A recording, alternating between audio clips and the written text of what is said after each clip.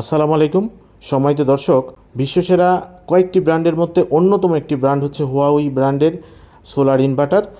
তো এই হুয়াওই ব্র্যান্ডের SUN2000-10KTL-M1 ব্র্যান্ডের যে ইনভার্টারটি, এটি আপনাদেরকে আনবক্সিং করে দেখাবো, সাথে সামান্য কিছু তথ্য আপনাদের সাথে শেয়ার করব। চলুন আগে আনবক্সিংটা করি।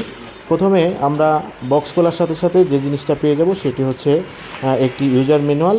এর সাথে পেয়ে যাব হচ্ছে ডুয়েল এমপিপিটি এর জন্য আমরা যে দুইটা স্ট্রিংয়ে সোলার প্যানেলের কানেকশন করব, তার জন্য 4টি এমসি4 কানেক্টর। যেহেতু লোকাল এমসি4 কানেক্টরগুলো হয়তো ভালো কোয়ালিটির হয় না বিধায় কোম্পানি এখানে এমসি4 কানেক্টরের সাথে কিন্তু জয়েন্ট ক্লিপগুলোও দিয়ে দিয়েছে। এর সাথে দিয়েছে ওয়াল মাউন্টিংয়ের জন্য একটি সুন্দর স্ট্রাকচার, যেটির সাথে নাট বোল্ট সহ সব ধরনের হচ্ছে স্ক্রু দিয়ে দিয়েছে। তো এই টুলসগুলোর মাধ্যমে কিন্তু আপনি অনায়াসে আপনার ওয়ালের সাথে এই 3 ফেজের হাইব্রিড ইনভার্টারটি স্থাপন করে নিতে পারবেন। এর সাথে দিয়েছে এসি কানেক্টর, এর সাথে দিয়েছে হচ্ছে আপনার আউটপুটের ক্ষেত্রে স্মার্ট যে হচ্ছে কানেকশন বা হচ্ছে যেটির সাথে আপনি টোটাল সিস্টেমটাকে অটোমেটিকভাবে কানেকশন করবেন, যেখানে সিঙ্গেল ফেজের আউটপুটও থাকবে, 3 ফেজের আউটপুটও থাকবে, ব্যাটারিও থাকবে, এবং এটি কোন সিস্টেম কিভাবে কাজ করবে সেটি অপারেশনের জন্য এখানে স্মার্ট কানেকশন ডিভাইস সেগুলো কিন্তু দেওয়া রয়েছে।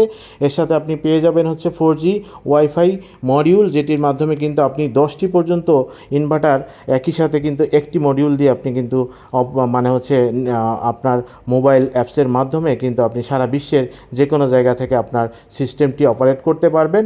বিশ্বসেরা টি 3 ফেজ হাইব্রিড ইনভার্টারের আপনার নেট মিটার না থাকলেও আপনি এক্সপোর্ট বন্ধ করে রাখতে পারবেন। অনেকেই আমাদের কাছে লিফটের জন্য বা হচ্ছে নেট মিটারিংয়ের জন্য 3 ফেজের হাইব্রিড ইনভার্টার চেয়েছিলেন, তাদের জন্য কিন্তু এই ইনভার্টারটি খুবই পারফেক্ট। তবে এই ইনভার্টারটি ক্রয়ের ক্ষেত্রে আপনাদেরকে একটি বিষয় কিন্তু মনে রাখতে হবে, যদিও আমরা এটি ইম্পোর্ট করার আগে কিন্তু বিষয়টি একেবারেই বুঝতে পারিনি, না বুঝেই হচ্ছে আমরা নিয়ে এসেছি। পরবর্তীতে আমরা এটির পরিবর্তে আবার গ্রোয়াটের হচ্ছে ইনভার্টার আমরা হচ্ছে এলসি করেছি।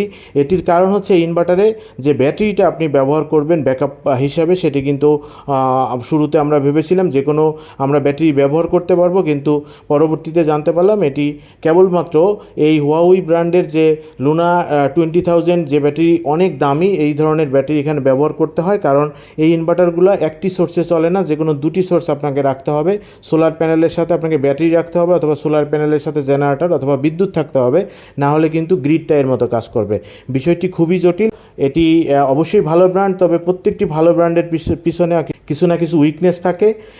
সেই উইকনেসগুলো আপনারা জেনেই কিন্তু আপনাদের সিস্টেমগুলো স্থাপন করবেন।